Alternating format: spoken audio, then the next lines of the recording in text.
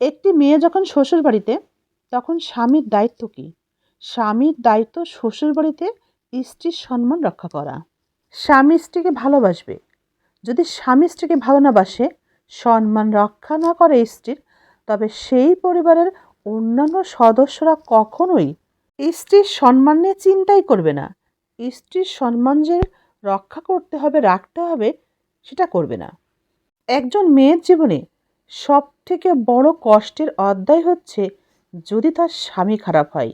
স্বামীর দেওয়া কষ্টে কষ্টে থাকা নারীটি তার কষ্টের কোনো সমাধান খুঁজে পায় না।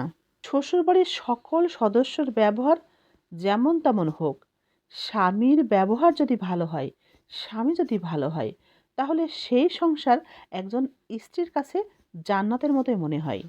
ওই মানুষটাকে জীবনে গুরুত্ব দিন, যে মানুষটা বর্তমান সময়ের এত ব্যস্ত জীবনেও আপনাকে অন্তত সময় দেয়।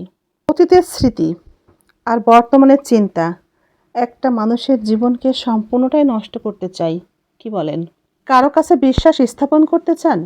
তবে স্পষ্ট ভাষায় কথা বলুন। যা বলবেন স্পষ্ট ভাষায় বলুন, যেন সহজেই বুঝতে পারে। আপনি কোনো একটা কথা বলছেন, হঠাৎ করে কেউ রেগে গেল। আপনার কথা শোনার পরে যদি কেউ রেগে যায়, তাহলে বুঝতে হবে কথাগুলো তার চরিত্রের সাথেই মিলে যায়।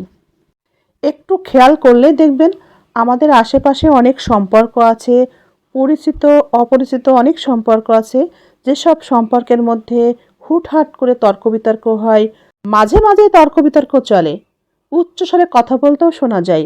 আমরা অনেকেই সেটা নিয়ে বিভিন্ন রকমের আলোচনা সমালোচনা করি, অথচ এই সম্পর্কগুলোকে দীর্ঘদিন টিকে থাকতেও দেখা যায়।